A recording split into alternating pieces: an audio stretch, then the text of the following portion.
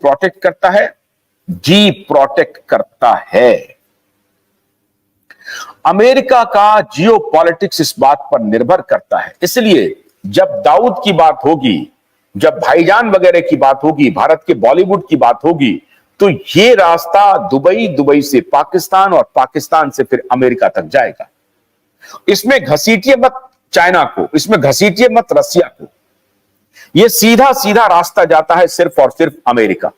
वो भी मैं आज आपको बताता हूं। तो दाऊद को प्रोटेक्ट कर रहा है पाकिस्तान की आईएसआई, और आईएसआई को पूरी तरह से नहीं, लेकिन टाइम एंड अगेन सीआईए का समर्थन रहता है। क्यों रहता है? अभी आपने देखा होगा कि बांग्लादेश में जिस प्रकार से सीआईए का टोटल सफल ऑपरेशन हुआ, अमेरिकी एफबीआई का, फेडरल ब्यूरो ऑफ इन्वेस्टिगेशन का टोटल समर्थन रहा, और आज बांग्लादेश की पूरी कारगुजारी अमेरिकी खुफिया एजेंसी की है। अमेरिकी खुफिया एजेंसी ने यह प्लान तैयार किया था। अमेरिकी खुफिया एजेंसी का ही यह प्लान तैयार था जो श्रीलंका में हुआ। अमेरिकी खुफिया एजेंसी का ही प्लान ये पूरे अफगानिस्तान, पाकिस्तान और भारत के बॉर्डर इलाके पर यह पूरा धंधा चल रहा है। आज भी अगर जम्मू कश्मीर को अनरेस्ट किया हुआ है तो उसमें कहीं ना कहीं आईएसआई और सीआईए की बहुत बड़ी भूमिका है। सीआईए तो बहुत अलग अलग तरीके से पेनिट्रेट किया हुआ है भारत में। बहुत सारे बुद्धिजीवी सीआईए के एजेंट बने हुए हैं, बहुत सारे बुद्धिजीवी, बहुत सारे एक्टर, बहुत सारे फिल्म क्रिटिक, राइटर्स, यूनिवर्सिटी के प्रोफेसर, ये सब सीआईए और एफबीआई के एजेंट बनकर के घूम रहे हैं। और हैरानी की बात है, भारत में वो नियो लेफ्ट लिबरल हैं, लेकिन उनको चाइना से दुश्मनी है। क्यों? क्योंकि वो अमेरिकी एजेंडा को आगे बढ़ाने का काम कर रहे हैं। अभी इस पर बाद में आते हैं।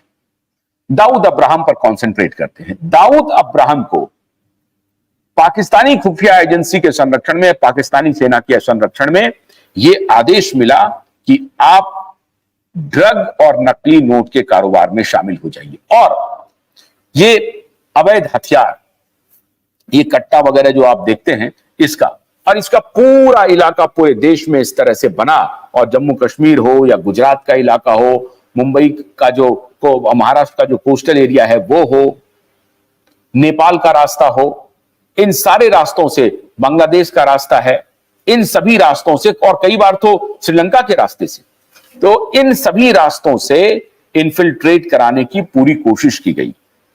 आज दाऊद अब्राहम वही काम कर रहा है। ड्रग सप्लायर है दाऊद अब्राहम, नकली नोट का सप्लायर है दाऊद अब्राहम, रियल एस्टेट से हट गया है। यह कहा जा रहा है कि बाबा सिद्दीकी की जो हत्या हुई है वो रियल एस्टेट का वॉर है, और कहीं ना कहीं दाऊद के पुराने गैंग और बाबा सिद्दीकी के बीच की रंजिश का हिस्सा है, और उसको संभवतः पेनिट्रेट कर रहा है ये नया उभरता हुआ गैंगस्टर। अब कहानी की शुरुआत यहीं से होती है कि दाऊद अब्राहम के सफाई का गेम प्लान बना कैसे। बाबा सिद्दीकी की हत्या के पीछे पूरी तरह से लॉरेंस बिश्नोई गैंग है ये नहीं कहा जा सकता है, लेकिन ये ट्विस्ट किया जा रहा है लॉरेंस बिश्नोई की तरफ। क्यों? क्योंकि ये रियल एस्टेट का वॉर अधिक दिखाई पड़ रहा है, ना कि लॉरेंस बिश्नोई का। और ये जो कहा जा रहा है कि सलमान खान का जो करीबी है, सलमान खान को अलग से, ये जो तैयारी चल रही है अभी, सलमान खान दहशत में अलग से हैं। चूंकि बाबा सिद्दीकी उनके दोस्त हैं, उनकी हत्या हो गई है, और लॉरेंस बिश्नोई इसमें, अगर इस हत्या में शामिल नहीं, तो लॉरेंस बिश्नोई गैंग को पूरी तरह से जानकारी है और उनका पेनिट्रेशन यहां तक पहुंच चुका है। इसीलिए बड़ी मजबूती से लॉरेंस बिश्नोई इस बात को अपने ऊपर ले रहा है कि हमने हत्या की है और सलमान हमारे निशाने पर है। सलमान खान में दहशत क्यों है?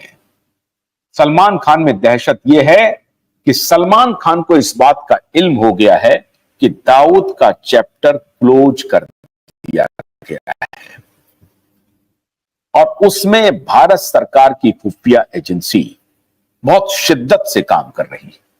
आपको याद होगा कि अभी कनाडा की सरकार ने आरोप लगाया है कि भारत सरकार कनाडा में जो हत्या हो रही है वो भारत सरकार के द्वारा प्रायोजित है और भारत सरकार की जो सुप्रीम इंटेलिजेंस एजेंसी है RAW, research and analysis wing, ये उसकी करतूत है, जिसका एविडेंस कनाडा की सरकार अभी तक दे नहीं पाया है, लेकिन वो आरोप लगा रहे हैं।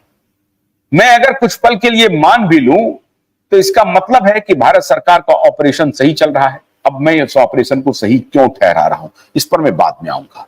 और मैंने अभी एक जिक्र किया था आपको शिकागो के माफिया का, कैसे CIA, कैसे federal investigation of federal bureau investigation जो है FBI अमेरिका की, वो किस प्रकार से आज जिस प्रकार से लॉरेंस बिश्नोई गैंग को कहा जा रहा है कि भारत सरकार उसकी मदद ले रहा है देश विरोधी ताकतों को निपटाने में, तो अमेरिका ने कुछ साल पहले तक क्या किया था?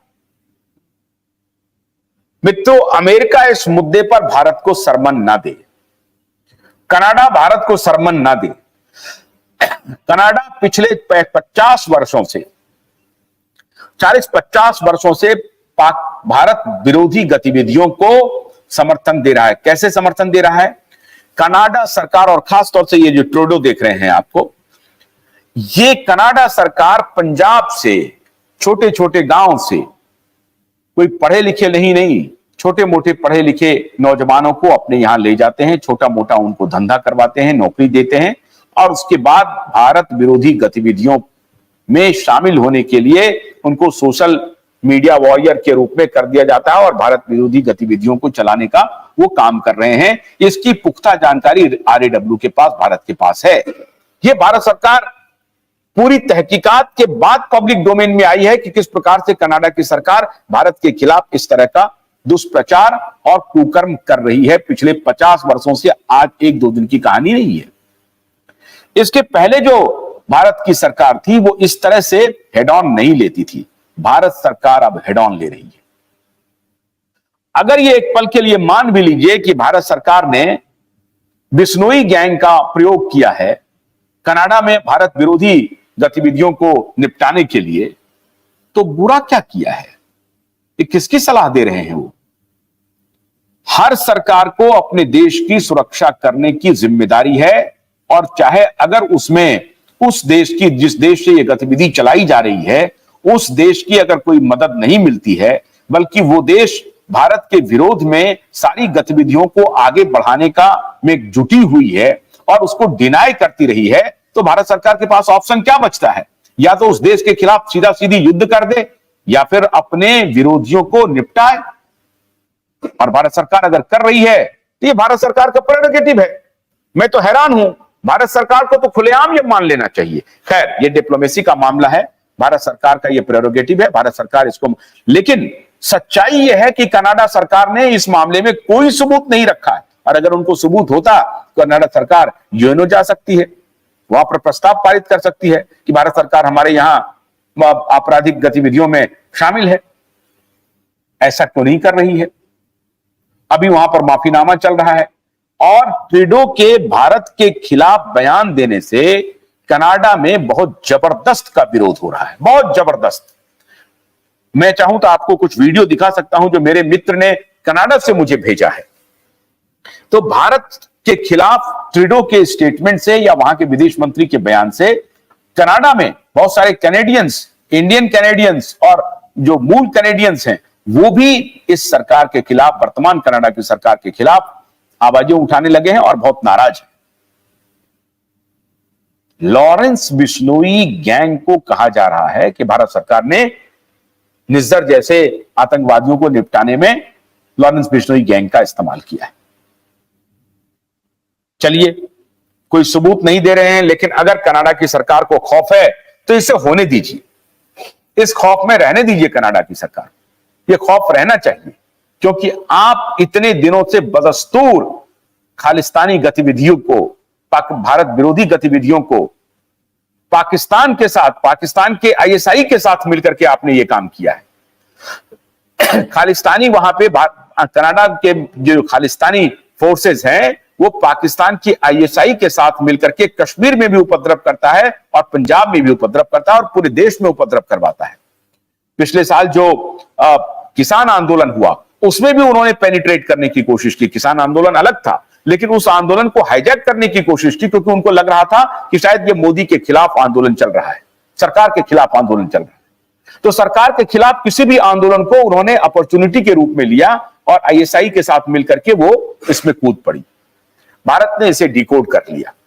किसान आंदोलन एक तरफ है, भारत सरकार के खिलाफ किसानों का जो विरोध था वो एक अलग चैप्टर है, लेकिन इस चैप्टर को किस प्रकार से आईएसआई ने और कनाडा की सरकार ने अपने फेवर में यूज करने के लिए किया, ये अब सबके सामने आ गया है। अब कनाडा की सरकार कह रही है कि लॉरेंस बिश्नोई गैंग का भारत सरकार इस्तेमाल कर रही है। लॉरेंस बिश्नोई गैंग का जो पेनिट्रेशन है मुंबई में, उसकी प्लानिंग क्या हो रही है? क्यों दाऊद अब्राहम का चैप्टर क्लोज हो गया है? दाऊद अब्राहम को जहां जहां से फीड मिल रहा था, चारा